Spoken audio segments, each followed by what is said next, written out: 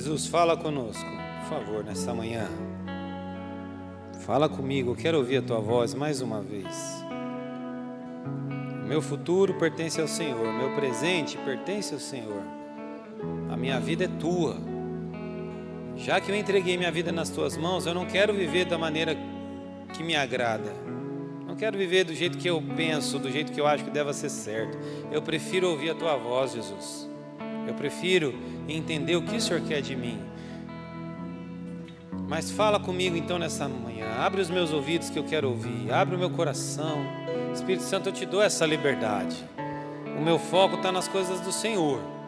Mas o homem natural não entende das coisas espirituais, porque parece loucura. Então Deus, através da loucura da pregação, trabalha na minha vida nessa manhã. Trabalha na vida de cada irmão aqui nessa manhã, em nome de Jesus. Rompemos com as nossas limitações, rompemos com os nossos paradigmas de pensamentos, rompemos com qualquer tipo de cansaço, qualquer tipo de desatenção, rompemos com qualquer tipo de influência de Satanás aqui nesse lugar. Colocamos tudo isso debaixo dos pés de Jesus Cristo. Nome sobre todo nome. Nome sobre todo nome. Tua palavra nunca volta vazia. Se ela não volta vazia, ela vai encontrar solo fértil no meu coração nessa manhã. Ela vai encontrar solo fértil no seu coração nessa manhã. Em nome de Jesus. Amém. Aleluia. Aleluia. Pode se sentar, meu irmão, na presença do Senhor.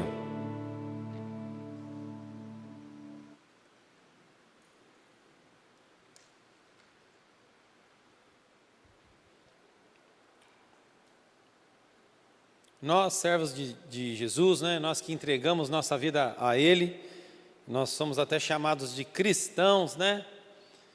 Nós, quando a gente faz esse ato de aceitar Jesus na nossa vida, a gente passa a deixar que Ele domine a nossa vida. A gente então adota um estilo de vida cristão, começa a mudar hábitos, a gente começa a mudar a maneira como a gente fala, a maneira como a gente pensa, não é assim?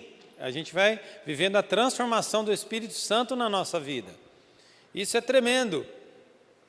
Mas, em contrapartida, do outro lado do cabo de guerra, nós temos um homem natural que milita com as coisas de Deus. Nós temos a vontade da nossa carne, que a gente então vê Paulo disse isso, né? Eis que vejo um conflito dentro de mim, porque às vezes as coisas que eu quero fazer eu não faço, e as coisas que eu não quero fazer, eu faço.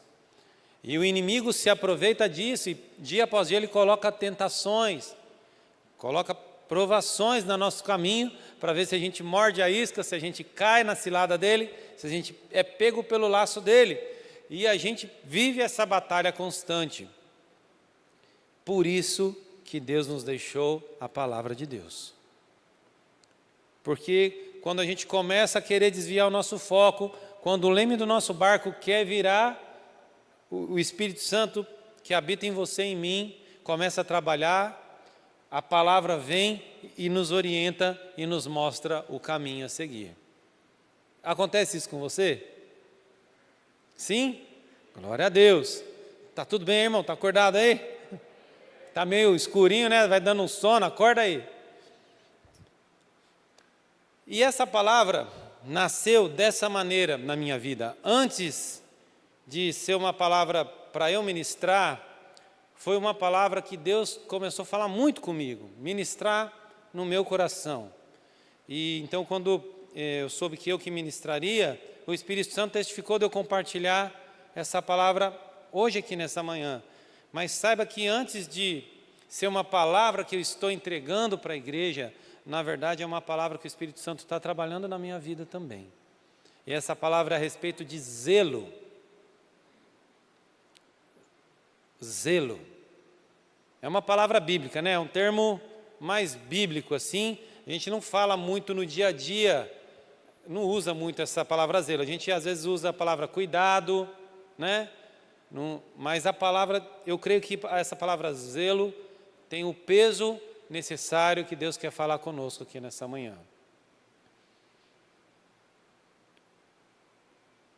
Nós, como no natural, a gente sempre quer o melhor, a gente quer sempre ter a melhor possibilidade para todas as circunstâncias, né? A gente quer ter um produto melhor, a gente quer ter uma casa melhor, e até as fábricas têm um controle de qualidade, não é assim?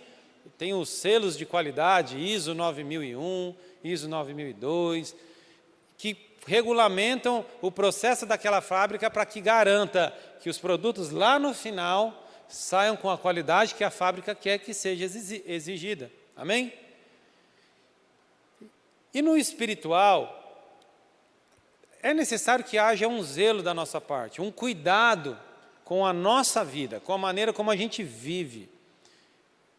Em outras palavras, a gente poderia chamar de santificação. O zelo é nós entrarmos num processo de santificação. Porque muitas vezes a gente caminha com Cristo, a gente vive uma vida de igreja e a gente corre o risco de se tornar religioso. Vir aqui, dar glória a Deus, dizer aleluia, e a gente não ter zelo com a nossa própria vida. É incrível como com as coisas naturais que nós precisamos muito, a gente tem o zelo. Se você for no banco fazer uma grande transferência de dinheiro, qual é o zelo que você vai ali? Você confere o número da conta, se é o número, se é aquele ali mesmo, se é o titular mesmo, depositei o número correto, não coloquei um zero a mais, né? E a gente tem aquele zelo, olha para o lado para ver se não tem ninguém ali para pegar a sua senha, e a gente tem aquele cuidado. Ou então, você imagina que, então é um remédio que você tem que dar para o seu filho, só que aquele remédio é um remédio, a gente chama de remédio forte, né? Então você tem aquele zelo de dar no horário certo, não vou pôr nenhuma gotinha a mais, porque se pôr uma gotinha a mais pode fazer mal, e aquele cuidado. E às vezes a gente não tem esse zelo com as coisas de Deus. A gente se acostuma, a gente entra no piloto automático. A gente faz as coisas sem um cuidado extremo. Não estou dizendo que você faça relaxadamente, mas o zelo é um cuidado refinado. Sabe aquele esmero, aquele talento, aquela forma de fazer, tentando dar uma excelência. E é isso que Deus merece. Deus não merece nada menos que a sua excelência. Um outro extremo disso é o cristão que persegue a perfeição. Meu irmão, perfeito nenhum de nós somos. Mas nós temos que procurar buscar a excelência com as coisas de Deus. E Deus te traz aqui para te dar o mesmo puxão de orelha que Ele tem me dado. É preciso que haja excelência. Deus não merece o meu 80%. Deus não merece o meu 90%. Deus merece o meu 100% e o seu 100% nas coisas dele. Não é mais tempo da gente brincar de ser cristão. A gente tem visto os sinais da volta de Cristo aí, os sinais dos princípios das dores. Meu irmão, se tivesse uma época que a gente, na história, que a gente pudesse pegar para exemplificar os sinais dos tempos, seriam os dias que a gente tem vivido. Guerras, rumores de guerras. Não é assim? Doenças. A igreja sendo perseguida. E, meu irmão, não se engane, essas coisas têm que acontecer. É necessário que aconteçam essas coisas. E a igreja de Cristo tem que saber se posicionar nesse tempo que a gente tem vivido. E o que o Espírito Santo está falando com a gente é tempo de sermos excelentes com as coisas de Deus. É tempo de nós termos zelo com as coisas de Deus. Abre comigo em Êxodo 25. Êxodo 25, versículo 8.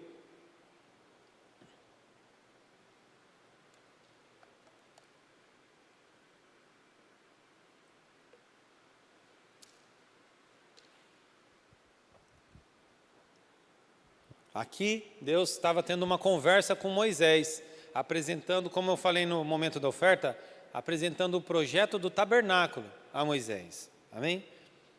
Êxodo 25, versículo 8 diz assim: e farão um santuário para mim, e eu habitarei no meio deles. Mas façam tudo como eu lhes mostrar, conforme o modelo do tabernáculo e de cada utensílio. E agora a gente vai lá para o versículo 40, um pouquinho mais para frente. Deus volta a dizer para Moisés: tenha o cuidado de fazê-lo segundo o modelo que lhe foi mostrado no monte. É tremendo a forma como Deus apresentou o tabernáculo para Moisés, porque Deus mostrou o modelo para Moisés. Não sei se foi uma projeção holográfica, né? Não sei se foi uma visão espiritual que Moisés teve, se Deus apresentou um modelo 3D, uma maquete, mas o fato é que Moisés visualizou como ele deveria construir o tabernáculo, cada detalhe, e Deus ainda entrega por escrito, um memorial descritivo de quais eram as medidas da arca, qual era a cor do tecido, o material empregado é bronze, é prata, é ouro, e Deus vai dando uma lista de cada item que ia compor aquele tabernáculo. E Deus vem e dá um puxão de orelha em Moisés. Moisés, o negócio é o seguinte, não é para inventar moda. É desse jeito que eu estou falando para você fazer que você tem que fazer. Deus não deu margem para Moisés, porque ele estava apresentando um modelo de excelência para Moisés. Eu vou habitar no meio de vocês, eu vou morar nesse tabernáculo. Então, minha obra não pode ser feita de qualquer maneira, é do jeito que eu quero. E Deus fala a mesma coisa para nós aqui. Eu habito em você, tabernáculo de barro. E esse tabernáculo tem que ser construído da maneira como eu quero, não é do jeito que você quer. Deus não negocia a sua palavra. Deus não está ficando mole. Deus não está abrindo mão porque você é bonito, porque você tem um cargo na igreja. Deus não vai abrir exceção para mim, porque eu nasci num lar cristão, nada disso. Deus não muda, a palavra dele continua igual, e eu que tenho que me adequar com zelo a essa palavra. A igreja do fim dos tempos vai ser igual à igreja primitiva. A mesma igreja que Jesus inaugura tem que ser a igreja a qual nós vivemos hoje, com zelo, temor no coração. As coisas de Deus não podem ser feitas de qualquer maneira. O Velho Testamento Deus apresentou assim. Na Velha Aliança ele entregou o quê? A lei, não é? Deus entrega a lei e gera um temor no coração daquele povo. Regras, não pode fazer isso, não pode fazer isso aqui. Sábado vocês têm que guardar o sábado. E Deus impôs um temor no coração daqueles homens e mulheres. Para quê? Para que eles pudessem ser zelosos. E hoje nós não vivemos mais na Velha Aliança, nós vivemos na Nova Aliança. E a Nova Aliança não nos mostra a lei, ela mostra a graça de Deus, não é? A Nova Aliança nos apresenta o grande plano da salvação, que é pela graça sois salvos mediante a fé. Isso não vem de vós, é dom de Deus, não por obras, para que ninguém se glorie. Só que se a gente para por aqui e não tem o entendimento da palavra de Deus, então a gente é tentado a falar, já que não é por obras, eu vou abrir mão do meu zelo, é pela graça mesmo.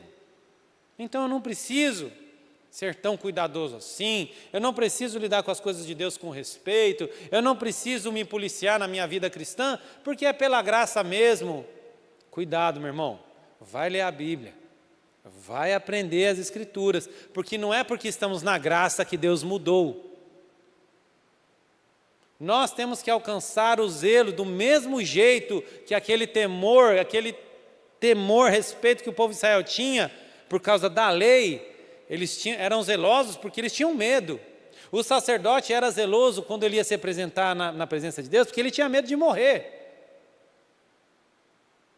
Eles não tocavam na arca porque Deus se apresentou um Deus tremendo. Quando um menino lá pôs a mão na arca, ele morreu.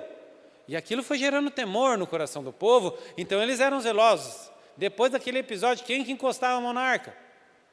Respeito, zelo, por causa da lei. Hoje não é mais assim, mas o mesmo zelo a gente tem que ter pelo caminho do amor, porque graça fala de amor. Não é assim? Deus nos amou de tal maneira que deu o Filho dele, para você que crê, para você não morra, mas tenha vida eterna. E o amor pode gerar zelo também, não é só o medo que gera zelo. O amor não pode gerar um zelo? Qual é a forma que um pai que ama o filho cuida do filho? Com zelo. Qual é a forma que o cônjuge gera a manutenção do seu casamento, quando ele ama o seu parceiro? Com zelo. Se a gente ama de verdade, a gente é zeloso. Quanto você ama a Deus? Pensa nisso. Porque a palavra fala que onde está o nosso coração, aí está o nosso tesouro. Quanto que eu amo Deus? E quanto que eu tenho sido zeloso para com Ele? Vocês me dizem que sou Senhor, Senhor, e eu sou o mesmo. Jesus falou isso. Mas o coração de vocês está longe de mim. Falou para aqueles religiosos da época deles. Jesus é o meu Senhor, eu o amo, mas isso se materializa na forma como eu tenho zelo pelas coisas de Deus.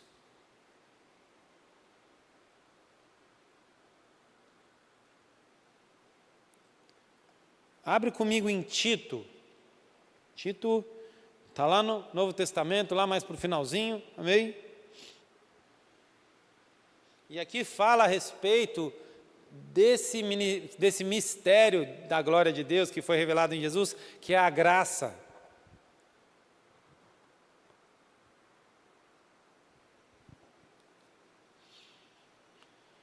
Tito 2, versículo 11.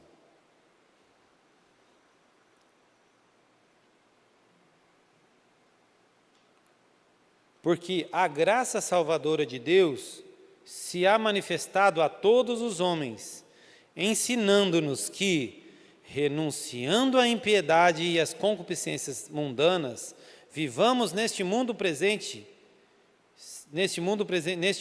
século, de maneira sóbria, justa e piamente, aguardando a bem-aventurada esperança e o aparecimento da glória do grande Deus, nosso Senhor Jesus Cristo, o qual se deu a si mesmo por nós, para nos remir de toda a iniquidade e purificar para si um povo seu, especial, zeloso e de boas obras.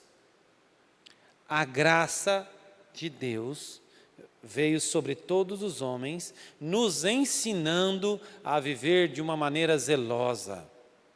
Aqui fala, a graça veio para nos purificar, gerar um povo separado, um povo zeloso. A igreja de Cristo tem que ser dessa qualidade. Um povo diferenciado no mundo. Um povo que fala diferente, um povo que age diferente, um povo que pensa diferente, porque nós somos um povo separado. E esse povo separado, Deus separou para quê? Para que ele seja zeloso, cuidadoso. Eu estou martelando nessa tecla, zeloso, zeloso, zeloso, porque é assim que Deus está falando. Você tem que ser zeloso. E até na palavra fala no Velho Testamento, pois eu, Senhor, sou Deus zeloso e sou fogo consumidor. Lá em Deuteronômio 24 fala isso. Assim como Ele é santo, nós temos que ser o quê? Santo. A palavra santo significa separado.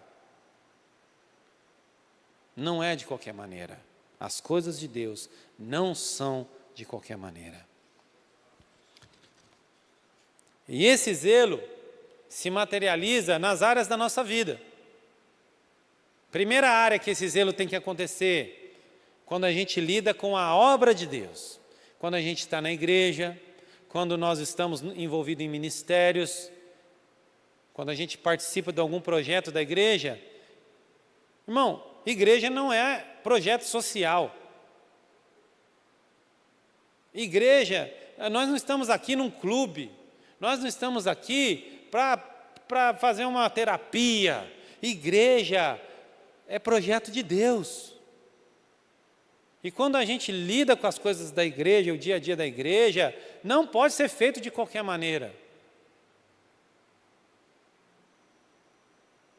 Abre comigo.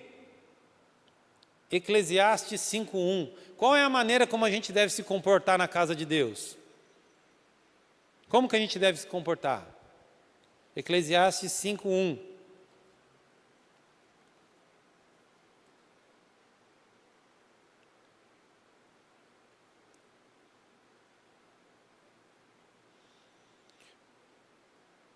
Guarda o teu pé quando entrares na casa de Deus, porque chegar-se para ouvir é melhor do que oferecer sacrifícios de tolo, pois não sabem que se fizerem assim, estão fazendo mal?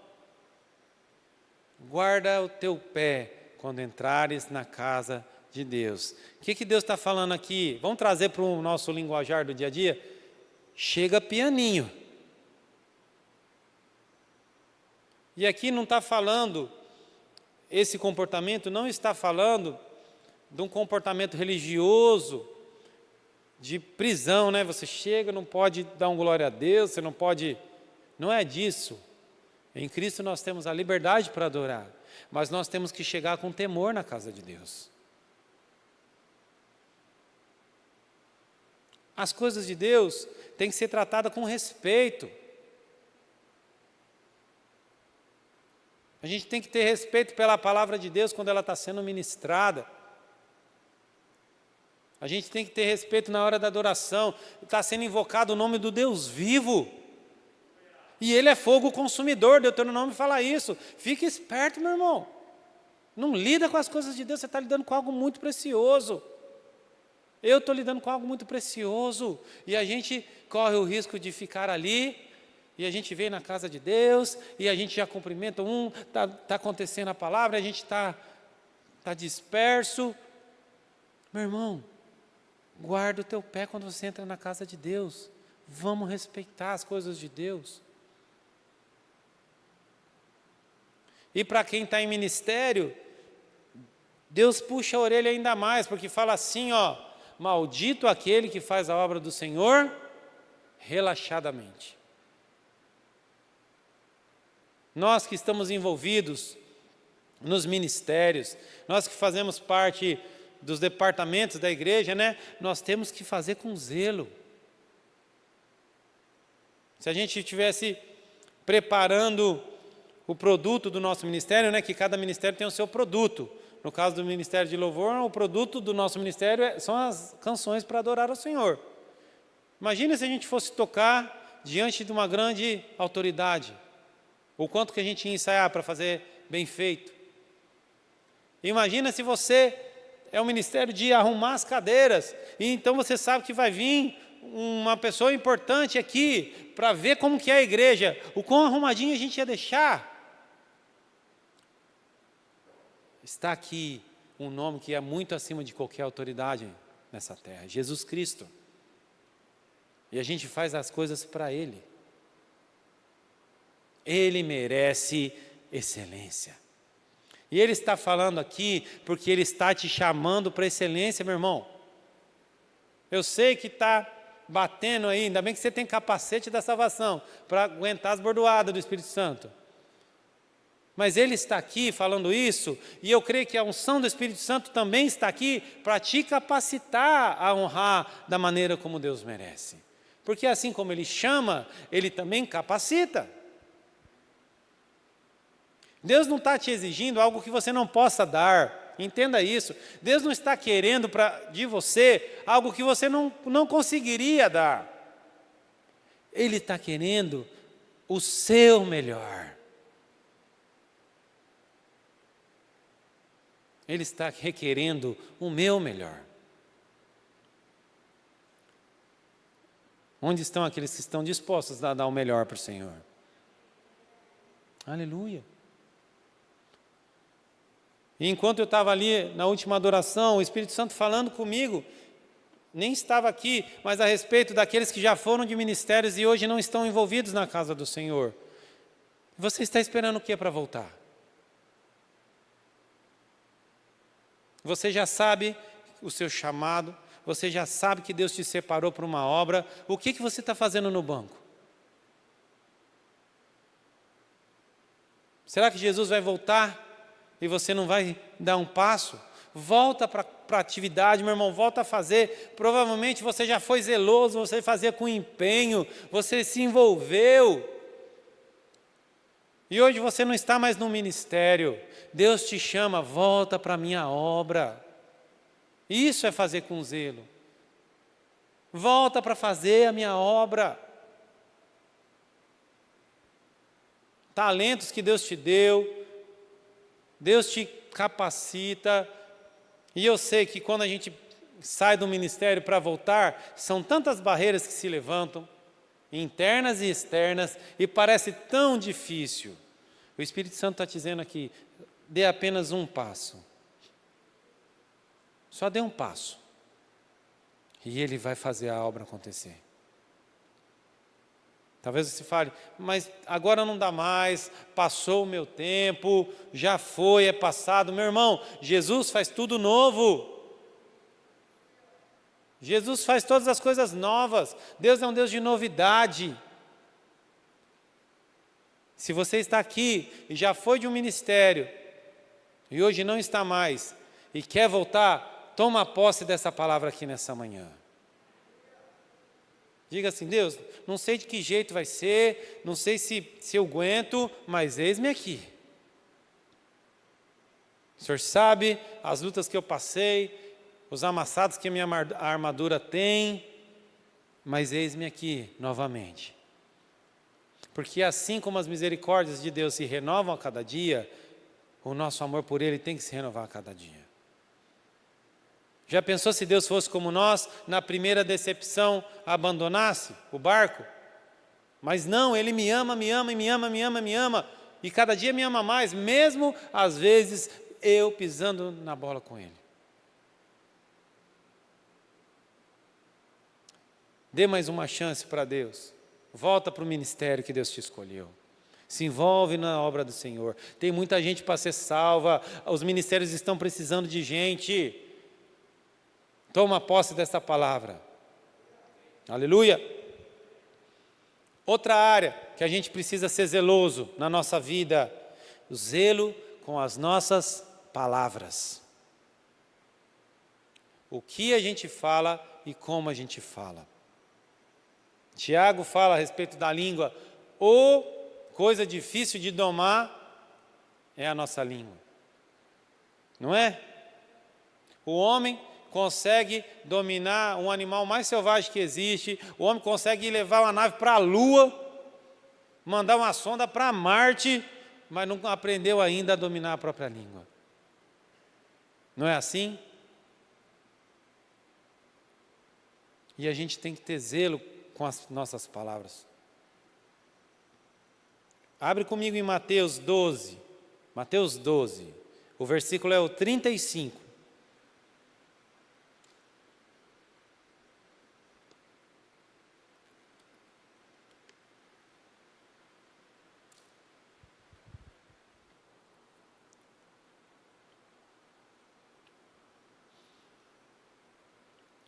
Mateus 12, versículo 35. O homem bom tira boas coisas do bom tesouro do seu coração, e o homem mau, do mau tesouro, só tira coisas más. Mas eu vos digo que de toda palavra ociosa que os homens disserem, hão de dar conta no dia do juízo. Porque por tuas palavras serás justificado, e por tuas palavras serás condenado. Meu irmão,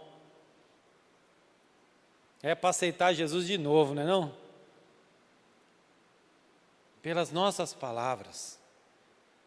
Cada palavra tem um peso no natural e no espiritual. Deus nos deu autoridade. É através das nossas palavras que nós recebemos a salvação, se com tua boca confessardes, não é assim? Com as nossas palavras a gente liga as coisas na terra.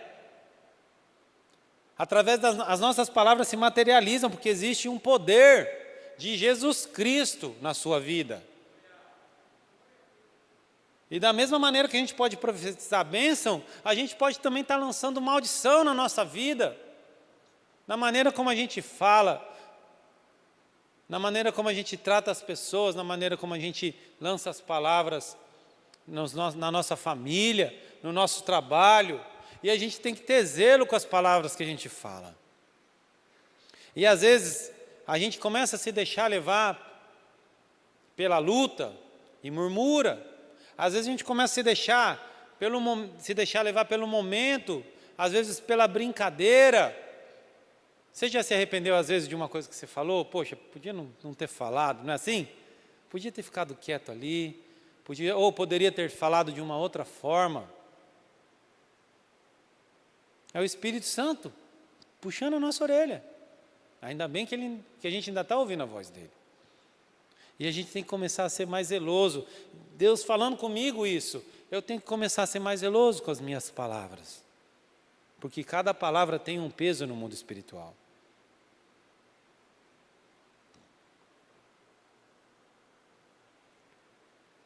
Já que nós seremos, no dia final, toda palavra ociosa vai ser colocada na mesa. Misericórdia, Deus. Não é? Misericórdia.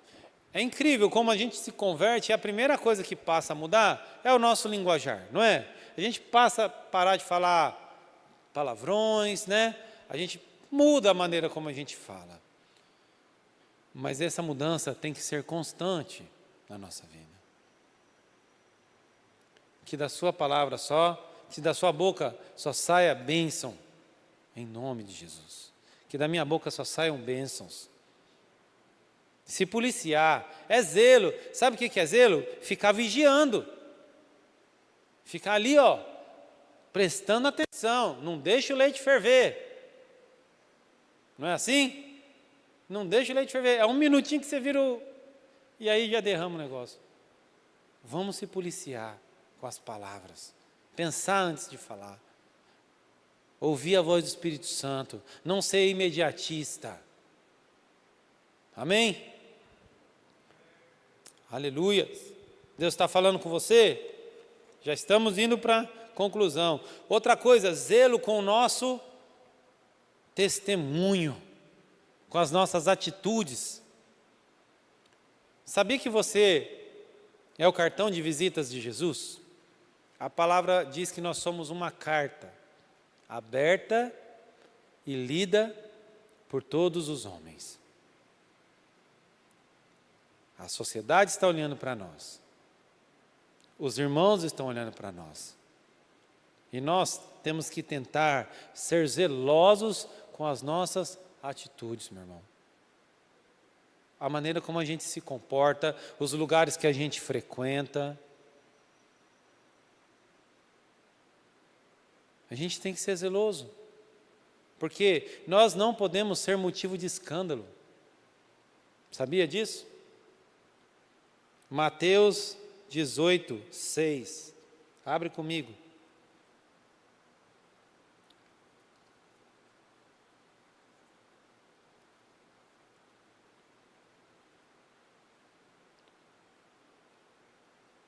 Mas se alguém fizer tropeçar um destes pequeninos que crê em mim, melhor lhe seria amarrar uma pedra de moinho no pescoço e se afogar nas profundezas do mar. Ai do mundo por causa das coisas que fazem tropeçar. É inevitável que hajam escândalos, mas ai daqueles por meio de quem esses escândalos acontecem. Meu irmão, Às vezes a gente começa a julgar, né? Esse evangelho que tem sido falado aí, que envergonha o nome de Cristo, né? De repente sai na mídia aquela notícia daquele líder tal, que cometeu um erro, e aí dá margem para o mundo falar, para as pessoas falarem, e às vezes a gente olha e a gente julga, mas às vezes a gente esquece de olhar para a nossa vida também.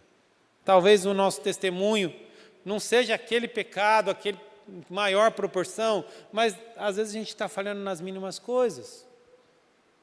E está dando margem para que o nome de Cristo seja envergonhado. Você é cristão, você é igreja, você é crente. E eu tenho que dar bom testemunho. Isso não mudou ainda, não. Antigamente, o mundo falava mal dos cristãos. Falava. Mas sabia que podia fechar um negócio com o cristão que ele ia honrar. Sabia que se o cristão falasse, o sim era sim e o não era não. E hoje em dia, glória a Deus porque o nosso país está expandindo o cristianismo. O número de evangélicos tem aumentado. Só que a gente já ouve aí o quê? O contrário. Ah, não, contratar evangélico é difícil. Só quer saber de ir para a igreja. Não é assim? Prefiro fazer negócio com gente do mundo do que gente cristão. Meu irmão, quem tem impresso essa imagem no mundo? Os cristãos. Mau comportamento, mau testemunho, que você e eu não sejamos esse tipo de crente. Que a gente venha ser zeloso.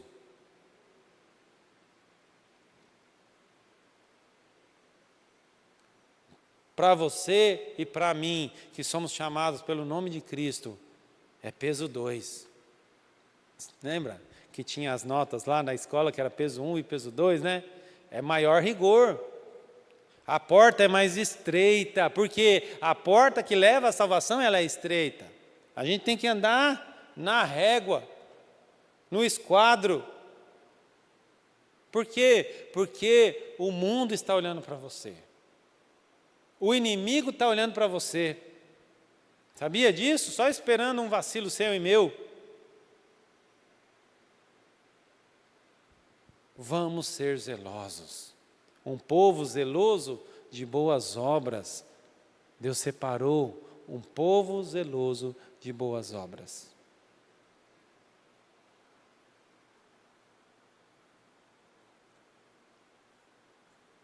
E a última coisa que nós vamos estar falando a respeito de zelo é o zelo para com a obra de Jesus Cristo na cruz.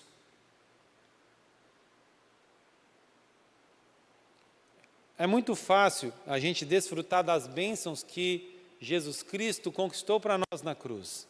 Libertação do pecado, as promessas que estão na Bíblia se aplicam a mim agora, não é? E aí então eu posso tomar posse das bênçãos financeiras, bênção de salvação da família, bênção de cura, bênção de paz que excede todo o entendimento. Tudo isso eu só posso desfrutar porque um dia Jesus morreu por mim na cruz.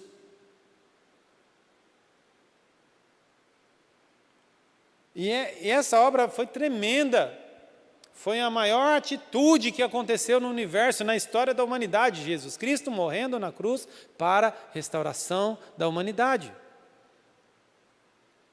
E Jesus Cristo teve que morrer. Saiu do céu, abriu mão da glória que ele tinha. Já foi uma perda gigantesca. Mas a palavra fala que ele não julgou isso como algo que ele devia se apegar. Não julgou como usurpação o ser igual a Deus. Antes ele fez o quê? Se esvaziou, assumindo a forma de servo. E não só isso. Ele também foi para a morte de cruz, a morte mais vergonhosa que existia. E às vezes a gente está lidando com essa obra maravilhosa da cruz com indiferença. A gente esquece que foi sangue derramado para que a gente pudesse estar aqui hoje. Às vezes a gente se esquece que foi sofrimento, que foi angústia, que Jesus Cristo abriu mão de tudo que Ele tinha para me dar a vida eterna. E aí a gente fica flertando com o pecado, a gente fica pisando na beirinha do abismo só para sentir o ventinho, a gente fica ali dando brecha para que o inimigo nos lace. Até a palavra fala que quando a gente faz isso, é como se a gente estivesse sacrificando Jesus Cristo de novo na cruz. Lá em Hebreus 6 fala isso. Aqueles que já provaram das maravilhas de Deus, já experimentaram a unção do Espírito Santo e voltam para a vida que tinham antes, estão crucificando novamente Jesus Cristo. Meu irmão, vamos se policiar. Deu muito trabalho para Jesus te transformar nesse jeito que você já está hoje aí, não é? Foi muitas horas de voo com o Espírito Santo, muita funilaria, pintura, para que deixasse a gente melhorzinho. Não vamos voltar para o velho homem. Não vamos voltar para a velha vida. E você não vai voltar para aquela vida de um dia para a noite. É uma brechinha que a gente dá aqui, outra brechinha ali, e o Espírito Santo vai tendo que recuar, porque ele respeita o seu livre-arbítrio, e aí o inimigo vai querendo tomar conta da nossa vida. Fique esperto, meu irmão. O inimigo não está de brincadeira. Ele não tira férias. Ele está querendo roubar a sua vida, está querendo matar a sua vida, está querendo te destruir. Jesus Cristo morreu pelos meus pecados, glória a Deus. Jesus Cristo me deu uma nova vida, glória a Deus. Eu não vou abrir mão disso por um prato de lentilha. É assim que a gente tem que pensar. Claro que às vezes existe um erro de percurso, como eu disse, ninguém é perfeito, às vezes a gente erra aqui, erra ali, mas não pode ser um pecado de consciência, um pecado planejado, um pecado de estimação. Tem que ser uma falha de percurso. E mesmo assim, eu tenho que me humilhar e pedir perdão. Não me conformar, eu tenho que ser uma nova criatura, porque não foi ouro nem prata que me comprou, foi o sangue de Cristo.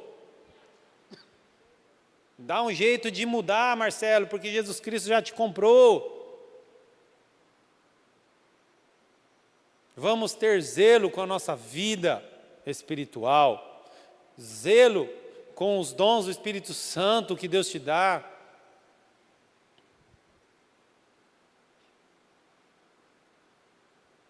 Porque Deus está separando um povo zeloso. Deus não quer um povo de qualquer jeito. Até a palavra fala que Deus está procurando verdadeiros adoradores. No meio da humanidade, Deus está separando um povo para Ele, meu irmão. Eu quero estar nessa leva aí. Eu quero fazer parte desse time, separado por Deus. Mas Ele não está separando qualquer tipo de povo, não. Ele está separando um povo que é zeloso. Gostaria de chamar o Ministério de Louvor, já está vindo aqui, e a gente vai estar lendo o último versículo, que eu creio que afunila tudo isso que o Espírito Santo falou conosco aqui. Até a gente chama que é o filtro da atitude cristã, que está em Filipenses 4:8. Filipenses 4:8 e Gálatas 5:20 é a missão, 5:21 é a missão do cristão, meu irmão.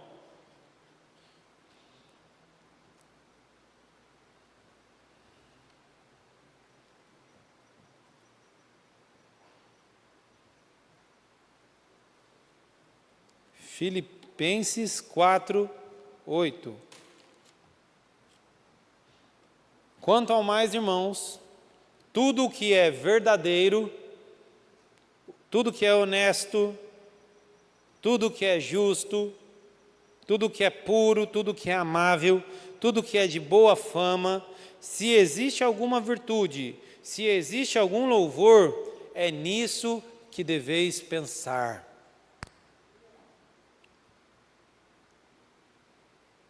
E aí Gálatas 5:22. Deixa marcado e medita nesses dois versículos, meu irmão, ao longo da semana. Filipenses 4:8 e Gálatas 5:22. Amém? Mas o fruto do Espírito é o quê? Amor, alegria, paz, longanimidade, benignidade, bondade, fidelidade, mansidão, domínio próprio. Contra essas coisas não existe lei, e os que são de Cristo Jesus crucificaram a carne com as suas paixões e vontades. Se vivemos pelo Espírito, andemos também pelo Espírito. Vamos ficar de pé? Filipenses 4:8 e Gálatas 5, do 22 até o 25. Eu creio que é o resumo do que Deus quer falar conosco a respeito de zelo. Amém? Vamos ficar